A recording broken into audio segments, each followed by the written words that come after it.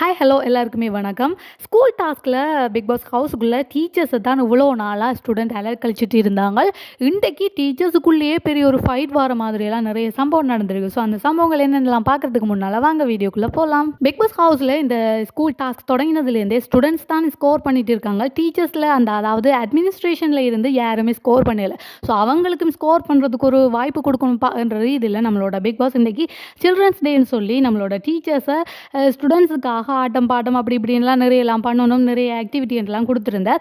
So அந்த இடத்துல முதலாவது சில்ட்ரன்ஸ் டேக்கு விடிய காலையில் நம்மளோட ஜெஃப்ரி ஸ்டூடெண்ட்ஸ் எல்லாருமே எழுப்பி நிறைய அவங்களுக்கு எக்ஸசைஸ் எல்லாம் சொல்லிட்டு இருந்தார். இதில் நிறைய பேர் சண்டை பிடிச்சி நான் வரமாட்டேன் நீ வரமாட்டேன்ற பாண்டெல்லாம் சண்டை பிடிச்சி ஜெஃப்ரி கோவத்தில் வெளியாலெல்லாம் அனுப்பியிருந்தார். ஸ்டூடெண்ட்ஸ் எல்லாருமே இந்த ஸ்கூல் டாஸ்கில் தாங்க யார் யார் என்று வெளிப்படுத்துகிற மாதிரி நிறைய பர்ஃபார்மன்ஸை தனித்தனியாக தங்களோட கேரக்டருக்கு செஞ்சுருந்தாங்க. ஸோ அதனால் அவங்கள ஞாபகம் நின்றுச்சு. ஆனால் நம்மளோட அட்மினிஸ்ட்ரேஷனில் இருக்கிற teachers, principal, vice principal, warden அப்படி எல்லாருக்குமே தனி ஒரு பர்ஃபார்மன்ஸ் செய்கிற மாதிரி இடம் கொடுக்கல. ஸோ அதனால என்ன தெரியலை நம்மளோட பிக் பாஸ் சில்ட்ரன்ஸ் டே இன்றைக்கி ஸோ டீச்சர்ஸ் உங்களுக்கு ஆட்டம் பாட்டம் எல்லாம் செய்வாங்கப்பான்ற மாதிரி ஒரு டாஸ்க்கை டீச்சர்ஸுக்கு கொடுக்க டீச்சர்ஸ் வந்து கொஞ்சம் பேர் நிறைய தங்களோட பர்ஃபார்மன்ஸ் காட்டியிருந்தாங்க. இதில் முக்கியமாக நம்மளோட சிவா செஞ்சுருந்தார் ஒரு மிமிக்ரி பர்ஃபார்மன்ஸ் வேறு லெவலாக இருந்துச்சு. அதை தாண்டி வர்ஷினி நம்மளோட பிரின்சிபல் ஒரு பாட்டு வேறு பாடியிருந்தாங்க.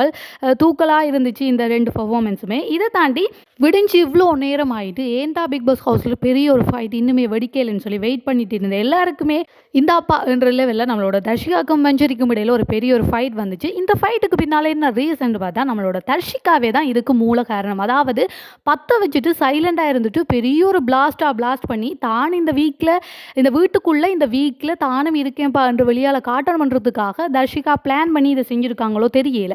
அப்படி தான் இருந்துச்சு. என்ன சொன்னால் தர்ஷிகாவே தன்னோட பேரையும் விஷாலோட பேரையும் ஹார்டிங்கில் கீறி பாய்ஸோட ஹாஸ்டல் கண்ணாடியில் கீறிட்டு வந்துட்டாங்க. ஸோ இதை நம்மளோட பிரின்சிபல் மேமுக்கு நம்மளோட ராணுவ ராணுவ தான் இதை செஞ்சுருக்காண்டு பிரின்சிபல் மேம் ராணுவ பேச அதுக்கு பின்னால் அப்படியே அது ஒரு பெரிய இஷ்யூ ஆகி நிறைய பேரெல்லாம் வந்து மாணவர்கள் வெளியால் போராட்டம் செஞ்சு அப்படி இப்படின்னு கடைசியில் வந்து நம்மளோட மஞ்சரி என்ன சொல்லிட்டாங்கன்னு சொன்னால் தர்ஷிகாவோட பேரை இப்படி எழுதினவங்கள் கட்டாயம் சொல்லி ஒரு ட்ரிகர் பண்ணுற மாதிரி நம்மளோட தர்ஷிகாவுக்கு கோவம் பார மாதிரி ஒரு வார்த்தை சொன்னாங்க. ஆனால் அந்த இடத்துல மஞ்சரி சொன்னது சரியாக தான் சொல்லியிருந்தாங்க.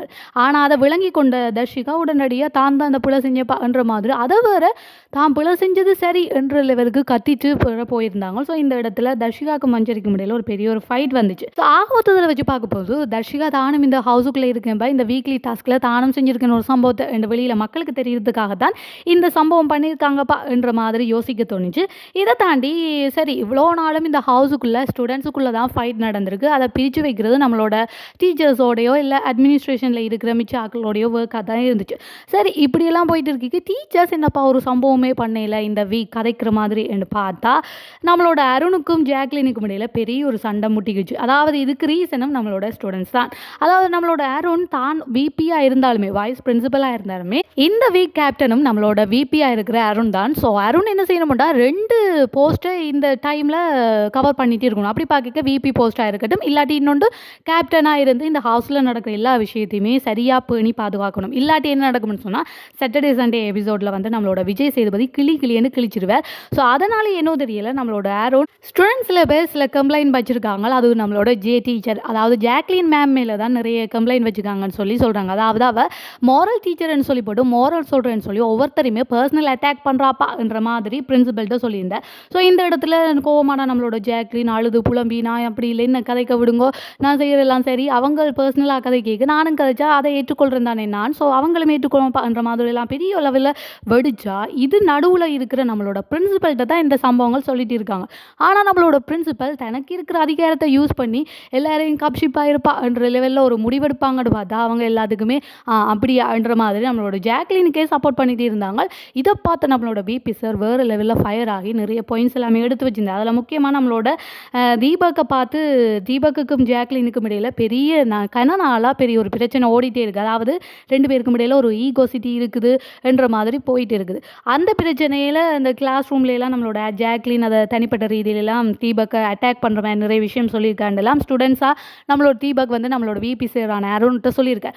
ஸோ அந்த விஷயத்தையெல்லாம் நம்மளோட அருண் சொல்ல ஜாக்லின் இல்லை நான் அப்படி செய்யலை அப்படி இல்லைன்னு சொல்லிட்டு தன்னோட ஐடி கார்டை வேறு தூக்கி வச்சு தான் இனி டீச்சராக இருக்கேலப்பான்னு சொல்ல இப்போ இந்த பிரின்சிபல் மேம் சொல்ல உடனே அதை போட்டுட்டு இப்போ இந்த சரி ஓகே இவர் இதுன்னு கதைக்கவே விடுறாரு இல்லைப்பான்னு சொல்லி நல்ல வடிவாக ஸ்டாம்ப் குத்திட்டு அருண் மேலே ஜாக்லின் மெல்லமாக எஸ்கேப் ஆகி தன்னோட அன்றாட வேலையில் ஒரு முக்கியமான வேலையான அழுகிற செயற்பாடை போய் பாத்ரூமுக்கு இருந்து அழுதுட்டே இருந்தாங்க. நிறைய கேர்ள்ஸ் போய் இந்த சமாதானப்படுத்தி கூட்டிகிட்டு வந்தாலுமே அதுலேருந்து என்ன மச்சான் என்ன கதைக்கவே விடுறாங்கல்ல என்ன இது கேம்ன்ற மாதிரிலாம் நிறைய ஃப்ரேம் பண்ணிகிட்டே இருக்காங்க. இந்த பிக் பாஸ் ஹவுஸ்குள்ளேயே இருக்கிற ஒவ்வொரு கண்டஸ்டன்ட் பற்றியும் வேறு லெவலில் பக்காவாக ஃப்ரேம் பண்ணுறாலே நம்மளோட ஜாக்லின் தான் சொல்கிறது கரெக்டாக வழியில் எடுபடுதுன்னு தெரிஞ்சுட்டு இப்போ வர்ற வீக்கில் எல்லா வீக்ஸ்லேயுமே தான் சொல்கிற விஷயங்களை சரியாக ஒவ்வொரு கேரக்டர் மேலேயும் ஃப்ரேம் பண்ணிகிட்டே இருக்காங்க. இப்போ அவரோட அட்டாக் ஃபுல்லாகவே அருண்லையும் நம்மளோட தீபக் மேலேயும் தான் இருக்குது.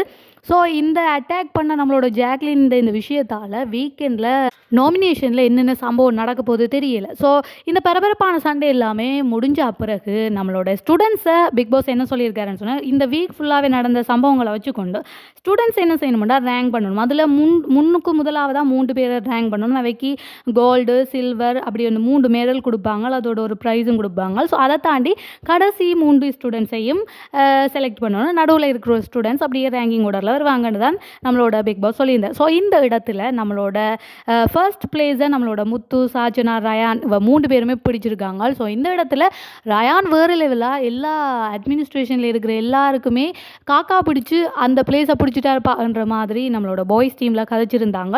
இதை தாண்டி அந்த கடைசி 3 இடத்துக்கு யாரை செலக்ட் பண்ணியிருப்பாங்கன்னு சொல்லி ஆப்வியஸ்லி எல்லாருக்குமே தெரியும்.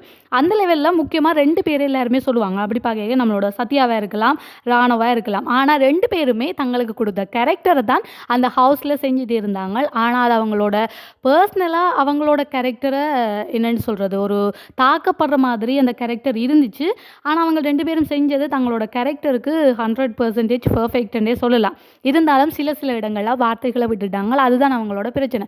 ஸோ இது எல்லாத்தையுமே வச்சு டீச்சர்ஸை மதிக்கல, டீச்சர்ஸுக்கு மதிப்பளிக்கல, டீச்சர்ஸுக்கு கீழ்ப்படியலை என்ற லெவலில் சத்யா ராணவ் 2 பேருமே கடைசி 2 இடத்தையும் இதுக்கு முன்னுக்கு அப்போ 3வது யாரை பிடிச்சிருக்கா முதலாவது இந்த கடைசி 3 ரேங்க்லையும் முன்னுக்கு யாரை சொல்லிப்பாங்கன்னு பார்த்தா நம்மளோட ரியா. ஸோ இந்த இடத்துல ரியா மதிப்பு கொடுக்கலையேன்னு சொல்லி நிறைய பிரச்சனை கலகத்துக்கு அவள் தான் காரணம்னு சொல்லி வேறு சொல்லியிருந்தாங்க. ஸோ இந்த இடத்துல ரியா வேறு குழம்பி இதை தாண்டி விஷால் எல்லாம் குழம்பி ஏன்னா விஷால் ரயானுக்கு கொடுத்த இடத்துல தனக்கு தந்திருக்கணும்ப்பா என்ற மாதிரிலாம் குழம்பியிருந்தாங்க. ஸோ அதில் டீச்சர்ஸுக்கும் ஸ்டூடெண்ட்ஸுக்கும் முடியல பெரிய ஒரு குழப்பநிலை வந்தது. ஆனால் இந்த ரேங்கிங் டாஸ்கில் பார்த்தா நம்மளோட ஆனந்தியை கொடுத்துருக்காங்க, முன்னுக்கு வர்ற இடங்களில் கொடுத்துருக்காங்க. ஆனந்தியுமே நிறைய கலகத்தை ஏற்படுத்தினாங்க. அதாவது எல்லாற்ற பொருளையும் மொழிக்கிறாவோ தன்னோட கேரக்டராக செஞ்சுருந்தா. அதே மாதிரி தான் நம்மளோட விஷாலும் தன்னோட கேரக்டராக தர்ஷினியை பார்க்குற மாதிரி அந்த லவ் பண்ணுற மாதிரி போய் கதைச்சிருந்தார். ஆனால் ஒட்டுமொத்தமாக பார்க்கும்போது அட்மினிஸ்ட்ரேஷனில் இருக்கிற டீச்சர்ஸாக இருக்கட்டும் எல்லாருமே இந்த ரேங்கிங் டாஸ்கில் சரியான வகையில் ரேங்க் பண்ணலன்னு தான் தெரிய வருது. ஆனால் முதல் 3 பிளேஸ்லும் நம்மளோட முத்துக்குமரனுக்கும் சாச்சனாக்கும் கொடுத்தது ஓகேன்னு சொல்லலாம். 3வது பிளேஸ் ராயனுக்கு கொடுத்தது காக்கா பிடிச்சி தான்ப்பா கொடுத்துருக்காங்க என்று நம்மளோட பாய்ஸ் டீம் சொன்னது கரெக்டாக தான் இருக்குது. ஸோ இந்த வீக் இப்படியான சம்பவங்கள் எல்லாமே நடந்து முடிஞ்சிருக்கு. இந்த ஸ்கூல் ரெசிடென்சியல் அதாவது பிபி ரெசிடென்சியல் ஸ்கூல் பற்றின இந்த டாஸ்கில் வச்சு நிறைய சம்பவங்கள் வெளிப்பட போகுது. சாட்டர்டே சண்டே நம்மளோட விஜய் சேதுபதி வந்து என்னென்ன சம்பவங்கள்லாம் பண்ண போகிறாரோ தெரியல. ஸோ எல்லாருக்குமே திக்குன்னு ஒன்று தான் இருக்கும். அதாவது தாங்க செஞ்சது பர்ஃபார்மன்ஸ் இதில் போயிருக்குமா இல்லை என்ன மாதிரி போயிருக்குமென்னு தெரியல. ஸோ இந்த வீக்கெண்டில் யார் வெளியால் போவாங்கன்னு சொல்லி நீங்கள் நினைக்கிறீங்களோ அவங்களோட பேரை கமெண்ட் பாக்ஸில் கமெண்ட் பண்ணுங்கள். இந்த பிபி ஸ்கூல் டாஸ்கில் யார் பெர்ஃபார்ம் வேறு லெவலாக பண்ணாங்க, யார் என்ன பெர்ஃபார்மன்ஸே குழப்புற மாதிரி பண்ணாங்கன்னு சொல்லி அவங்களோட பேரை என் கமெண்ட் பாக்ஸில் கமெண்ட் பண்ணுங்கள். இந்த வீடியோ பிடிச்சிருந்தால் லைக் பண்ணுங்கள், ஷேர் பண்ணுங்கள், மறக்காமல் நம்மளோட சேனலை சப்ஸ்கிரைப் பண்ணுங்கள் மேலும் நிறைய வீடியோஸை பார்க்குறதுக்கு.